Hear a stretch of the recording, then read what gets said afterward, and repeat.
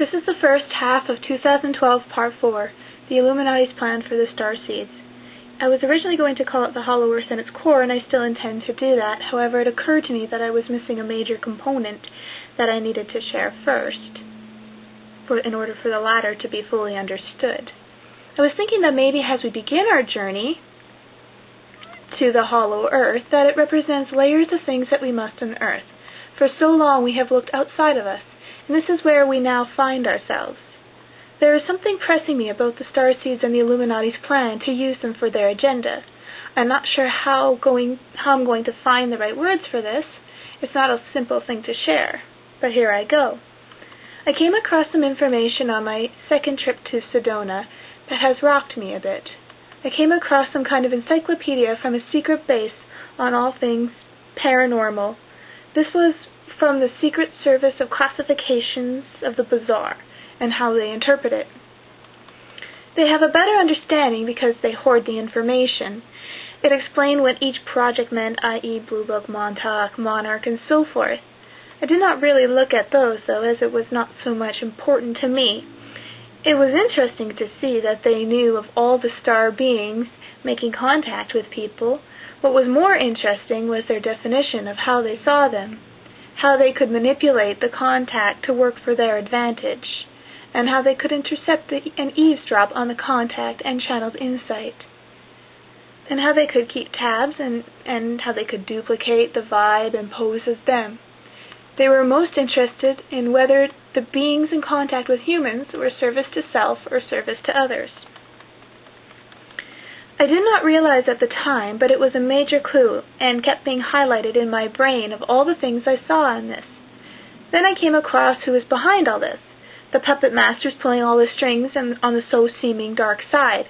They had revealed their plan. This book was only meant for certain people to see, that is for sure.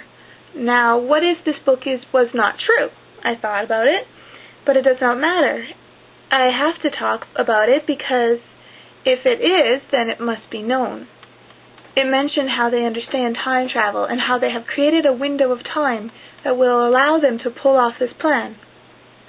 The term window of time is interesting because in Anastasia books, she mentions about having to carry humanity across the dark window of time. See, there's my cedar. This is going to be very hard for me to write, so just bear with me and see if you can pick up the clues, or even why this was put into the particular video message. They spoke about how they can manipulate time and history to pull us all into this dark window and maintain their ideal probable future reality, to loop us yet again to past patterns that had us self-destruct in the past. Think of this as a tricky question on your final exam that tries to throw you off just to see if you're paying attention. They really intend to put all the pieces together for people, but for their own agenda. For example, have you noticed how similar the New World Order is to what lightworkers speak about the future, or also known as the New World?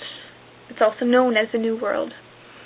There is one religion, no currency, no jobs, but if you examine it very closely, you will see slight differences, which I will get to later. Now, as slight as these differences are, they make a huge difference to our fate and quality of life. Okay, back to their plan. I feel if I share their plan, then we can understand the pattern and the slight differences that are crucial to pay attention to. Now, I am not sharing this to bring fear. I am not about that.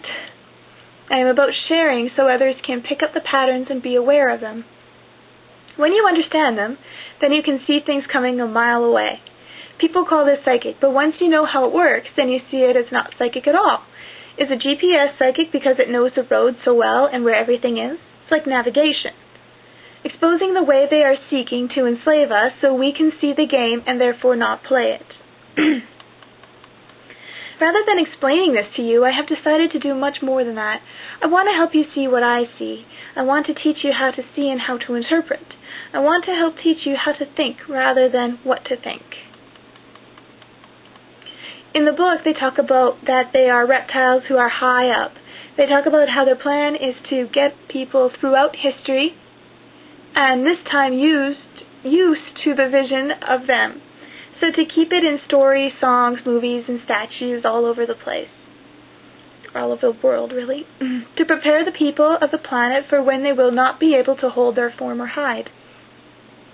They will explain how the dinosaurs never left, that they just went underground and changed form. They will talk about how they were aware of 2012 as an important date for them too. That is another clue. They want the world to be in a certain state by this time. That is, the earth should be raped and plundered as much as possible, so there must be a messed up environment. The world must be seen as a scary place. Wars, outbreaks, crime, chemical warfare, forced fascinations, fluoride in water, chemtrails, mindless media. This is all very important to them. Okay, but why? Oh, that is not all. They want to encourage the anticipation and curiosity of the star people, especially for the star children. Why?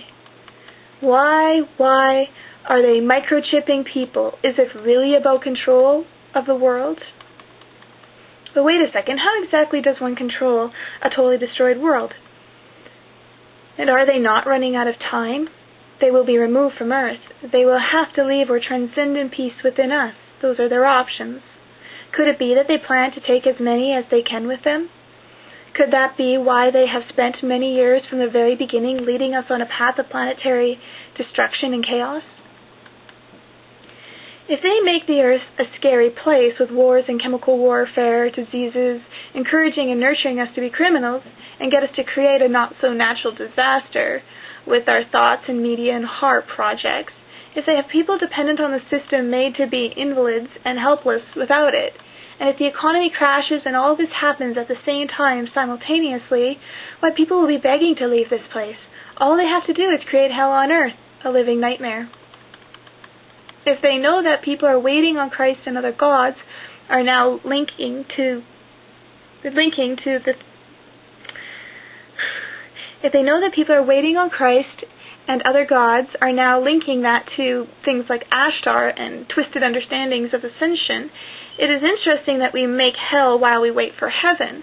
Jewel said in her song how they say that abortion will send you straight to a fiery hell. That is, if the fanatics don't beat Satan to the kill.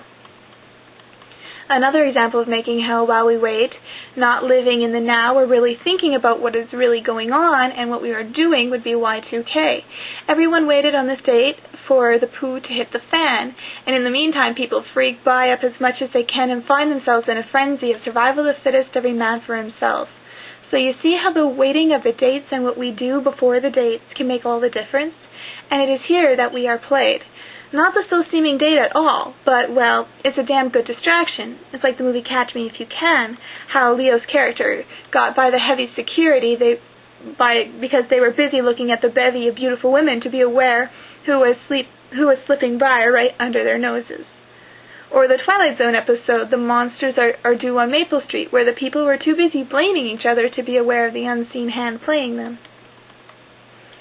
They also know of the star children, or of all the people waking up to who they are and how homesick they will feel on Earth. They know this is going to happen. They knew it was going to happen. They will cry to the skies, "Take me away from here," as the star children feel so abandoned here. And if people are led to believe the end of times is coming near, and they are waiting on a savior or revelations, and so the savior can then come, and we understand how holograms work, the Illuminati feel they can take people with them without interfering on free will. They will actually be expecting all this to happen with our thoughts, visions, and through media. After all, with them posing as the good guys for such a long time as politicians, royalty, and entertainers, the people are starting to lose faith in them, so they will hold out and hide the secret of ETs. They will wait till the people demand the government admit it. I am referring to the Disclosure Project here.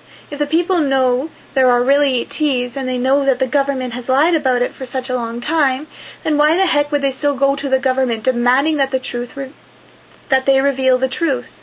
I think that they will just use this as an opportunity to play on us, on the very thing that they have been working on since the beginning. They are like savvy drug addicts that can con and swindle in order to get others to willingly do what they want us to do, in order to feed their addiction and pain affliction.